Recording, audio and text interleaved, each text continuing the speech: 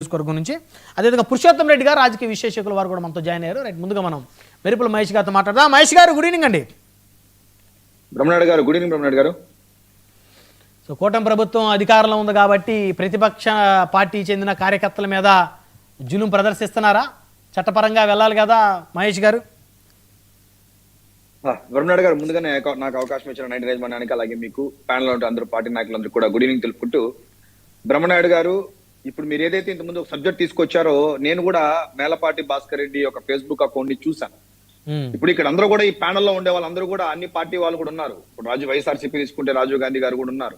వాళ్ళ Facebook accounts కూడా చూద్దాం ఒకసారి, కావాలంటే చెక్ చేస్తే డెఫినెట్ గా రాజీవ్ గాంధీ గారి అకౌంట్ కానీ లేకపోతే శివప్రసాద్ గారి అకౌంట్ కానీ మనం ఎవరైతే సోషల్ మీడియా ప్లాట్ఫామ్స్ లో ఉంటూ పార్టీకి మాట్లాడుతున్నామో చాలా కంట్రోల్డ్ గా చాలా లైన్ లోనే మాట్లాడే వాళ్ళు చాలా మంది ఉన్నారు చెప్పాలంటే. కానీ ఇట్లాంటి వాళ్ళు ఎవరైతే ఈ మేలపాటి భాస్కర్ రెడ్డి లాంటి వాళ్ళు ఎక్కడో లండన్ లో ఏదో ఉద్యోగాలు చేసుకుంటూ ఏదో ప్రశాంతమైన జీవితం, ఓకే మీరు అన్నట్టు పార్టీ కోసం అభిమానం ఉంటే ఒక 2 నెలల ముందు వచ్చి పని చేయొచ్చు. కానీ వాళ్ళు పెట్టిన పోస్టులు చూస్తుంటే దాన్ని షేర్ చేసిన వాళ్ళు ఎంతో మంది ఉన్నారు, దాన్ని లైక్ చేసిన వాళ్ళు ఎంతో మంది ఉన్నారు, దాని కింద అద్భుతంగా నువ్వు సూపర్ అన్న అని చెప్పిన వాళ్ళంతా ఉన్నారంటే, ఒక ఇంట్లో వాళ్ళు లేడీస్ ని తీసుకోవచ్చేసి మార్పుడు ఫోటోలు పెట్టి వాళ్ళు ఎట్లా పడితే అలా మాట్లాడే వాళ్ళు ఉన్నారు, వాళ్ళని ఎంకరేజ్ చేసే వాళ్ళు ఉన్నారు, దాన్ని షేర్ చేసే వాళ్ళు ఉన్నారు, దాని కింద పాజిటివ్ గా అతను ఎంకరేజ్ చేసే వాళ్ళంతా కూడా ఉన్నారంటే ఏం మెసేజ్ ఇస్తారు? ఈ రోజు వాళ్ళందరూ అతనికి వచ్చి నిలబడతారా? వాళ్ళ తండ్రి పోయినటువంటి సందర్భంలో ఇక్కడికి వస్తే, అతను ఈ రోజు సందర్భంలోకి వస్తే ఆ రోజు ఆలోచించున్నాడు. ఆ రోజు మనం పెట్టేటప్పుడు మనకి ఏమవుతుందిలే, మనకి ఇలాంటి పరిస్థితి ఎందుకు వస్తుంది, మనం ఎందుకు విజయవాడకు పోతాం, మనం ఎవడు పట్టుకోబోతాడు, మనల్ని ఎవరు అడగబోతాడు? ఇస్తారండి, రాజకీయ నాయకులు కనబడితే ఫోటోలు ఇస్తారు, కావాలంటే సోషల్ మీడియాలో ఇలాంటి పిక్క పోస్టులు పెడితే ఎంకరేజ్ చేస్తారు, నువ్వు పెట్టరా నీకేముందిలే నేను చూసుకుంటా అంటారు. ఈ రోజు ఎవడుంటాడు? ఈ రోజు ఎవడు కనబడ్డు? ఈ రోజు చెప్పాలన్నట్టయితే మీరు అన్నట్టు ఈ రోజు ఆ పిల్లోడు, నా లెక్క ప్రకారం ఆ పిల్లోడు, ఇప్పుడు మా బ్రదర్ కూడా లండన్ లో ఉంటాడు. ఒరే మీరు బయట ఊళ్ళలో ఉండేటప్పుడు ఉద్యోగాలు చేసుకోండి రా బాబు, మీకు ఎందుకు రా స్వామి రాజకీయాలను మాట్లాడతాం?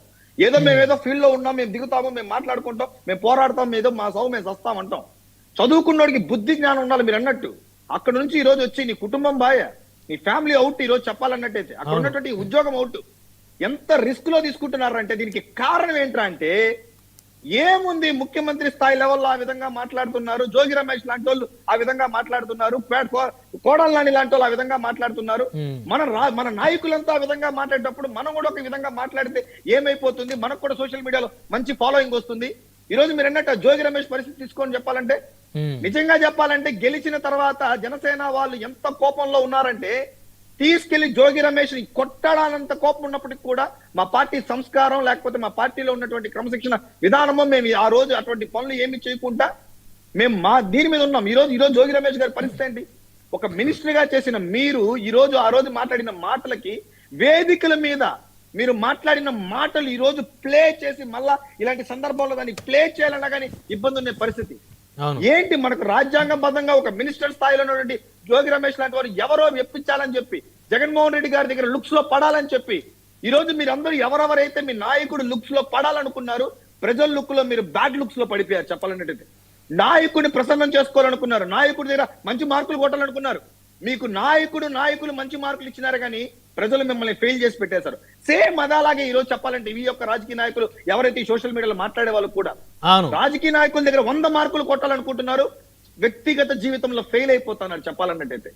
మనం ఎంతసేపు రాజకీయ నాయకుడిని ముఖ్యమంత్రి దృష్టిలో పడాలా, ఎమ్మెల్యే దృష్టిలో పడాలా, ఇలా మాట్లాడితే మనం కనబడతాం, కనెక్ట్ అవుతాం అనుకుంటే ఎస్ మీరు అలా కనెక్ట్ అయ్యి వాళ్ళ దగ్గర మార్కులు తెచ్చుకున్నారు, ఈ రోజు పర్సనల్ లైఫ్ లో ఫెయిల్ అయిపోతున్నారు. ఈ రోజు ఎవరు వచ్చి ఓన్ చేసుకుంటారండి అబ్బాయిని చెప్పాలంటే? నిజంగా చాలా బాధాకరం. ఒక విదేశాల్లో చక్కగా ప్రశాంతంగా హాయిగా మంచి జీతం వచ్చేటువంటి పరిస్థితి ఉండేది, కుటుంబం కూడా గౌరవంగా బతికేటువంటి కుటుంబం వారిది కూడా నేను ఎంక్వైరీ చేశాను. కానీ ఈ అబ్బాయి చేసినటువంటి ఆ మిస్టేక్ ఏదైతే ఉందో ఈ రోజు ఆ కుటుంబాన్ని కూడా రోడ్డుకు వీర్చింది. డెఫినెట్ బ్రహ్మనాయుడు గారు, ఇప్పుడు అబ్బాయిని ఎవరు ఓన్ చేసుకొని మాట్లాడతారు చెప్పండి? ఎవరు చేసుకోరు. ఇప్పుడు ఈ డిబేట్ లో ఉన్నప్పుడు రాజీవ్ గాంధీ గారు కూడా అతను మా పార్టీ అబ్బాయి తప్పుగా అది ఎవరు చెప్పరు. ఇప్పుడు ఎందుకంటే ఎవ్రీవన్ సోషల్ మీడియాలో వాళ్ళు ఉంటారు, వాళ్ళు ఒక పార్టీకి సపోర్ట్ చేసుకుంటారు. ఒకవేళ వాళ్ళు వచ్చి గ్రౌండ్ లో తిరిగితే ఒరే నువ్వు తిక్కగా మాట్లాడుతున్నావు, జాగ్రత్తగా మాట్లాడి చెప్పే పరిస్థితి ఉంటుంది. ఈ సోషల్ మీడియాలో ఉండే వాళ్ళకి ఏంటంటే ఈ కంట్రోల్స్ ఉండవు. దానికి రీజన్ ఏంటంటే తదా రాజా తదా ప్రజ, నాయకుడు ఏ విధంగా ఉంటాడో ఆ పార్టీ కార్యకర్తలు ఆ విధంగానే ఉంటారు. ఈవెన్ మేము కూడా ఇప్పుడు చిన్న విషయం అండి, మేము ఈ విధంగా తిక్కగా మాట్లాడినట్టు వైసీపీ వాళ్ళు ఎలక్షన్ మమ్మల్ని వదిలేసుకుంటారా? మమ్మల్ని వదులుతారా చెప్పండి చూద్దాం. మేము లైన్ దాటి మాట్లాడి మా పర్సనల్ లో కూడా మేము కూడా జగన్మోహన్ రెడ్డి పర్సనల్ లైఫ్ కానీ మేము టచ్ చేసి మాట్లాడిన పోస్టులు ఈ రోజు మా సోషల్ మీడియాలో ఉంటే ఈ రోజు మమ్మల్ని వదులుంటారో చెప్తాను. ఎందుకంటే ఎవరు కూడా వాళ్ళ లైన్ లో ఉండాలా, వాళ్ళ లిమిట్స్ లో ఉండాలా, చదువుకున్నాడు ఎక్కడ ఉండాలో చదువుకోవాలా, రాజకీయాలు చేసేవాళ్ళు రాజకీయాలు చేయాలా. ఈ రోజు అతన్ని ఏ వైఎస్ఆర్సీపీ కార్యకర్తన్నా మీరు చూడండి, ఆ వీడియో చూపించినారు, ఎవరన్నా కనీసం చుట్టుపక్కల కార్యకర్తలన్నా వచ్చి నిలబడుకొని తప్పు నీది, నేను అలా అరెస్ట్ చేస్తున్నా కూడా మాట్లాడేలా ఉంటారు అసలు చెప్పాలంటే లేదు.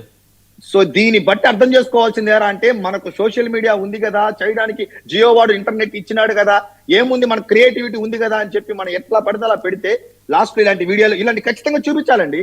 ఈవెన్ అధికారంలో ఉన్న మేము కూడా మా దాంట్లో కొంతమంది మాట్లాడితే ఏమైపోతుంది అనుకున్న వాళ్ళు కూడా ఇదంతా ఒక ఎగ్జాంపుల్స్. సైకిల్ అండి, ఇది ఒక లైఫ్ సైకిల్.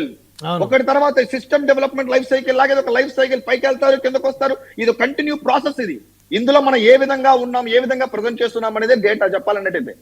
ఈరోజు జోగి రమేష్ గారు కానీ, కోడాల నాని గారు కానీ, వల్లభనేని వంశీ గారు కానీ, చాలా మంది మీరు అతను తీసుకుంటే అతని పేరేంటి, ఒక నందిగామ సురేష్ గారు కానీ, బోరుగడ్డ అనిల్ గారు కానీ, ఏంటి వీళ్ళందరూ ప్రవచనాలు చెప్పినారు.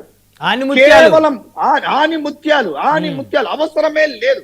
నిజం చెప్పాలంటే వీళ్ళ వల్లే కొన్ని వందల సీట్లు డ్యామేజ్ వెళ్ళింది చెప్పాలంటే. కేవలం నిజం చెప్పండి, వైఎస్ఆర్సీపీకి అన్ని సీట్లు పోయే పరిస్థితి లేదండి, నేను చెప్తున్నాను. కేవలం ఎందుకంటే మేము గ్రౌండ్ లో అన్ని పార్టీలు తిరుగుతా ఉంటాం కాబట్టి, కేవలం కొంతమంది నోర్ల వల్ల, ఇక్కడ మా నియోజకవర్గంలో రోజా గారి నోరి వల్ల 5,000తో గెలిచే ఎమ్మెల్యేలు ఇక్కడ మా నియోజకవర్గంలో 40,000తో ఓడిపోయినారు ఈరోజు, కేవలం నోటి దోల వల్ల. సో ఇది ఎవరికి కూడా, మాకు కూడా ఒక లెసనే. ఫర్దర్ ఈ గవర్నమెంట్ లో ఉండే వాళ్ళు కూడా ఎవరన్నా గానీ అలా ఎక్స్ట్రాలు చేసినా దాని ఇంపాక్ట్ ఈవెన్ మా మీద కూడా పడుతుంది.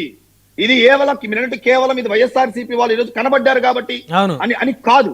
ఎవరికన్నా ఇది చెక్ చేసుకోవాల్సిన పరిస్థితి ఎంతన్నా ఉంది, లైన్ దాటుకుంటా మాట్లాడాల్సిన పరిస్థితి ఎంత ఉంది. మాట్లాడదాం, మళ్ళీ వచ్చినప్పుడు సిబిఐ కేసు గురించి మాట్లాడదాం.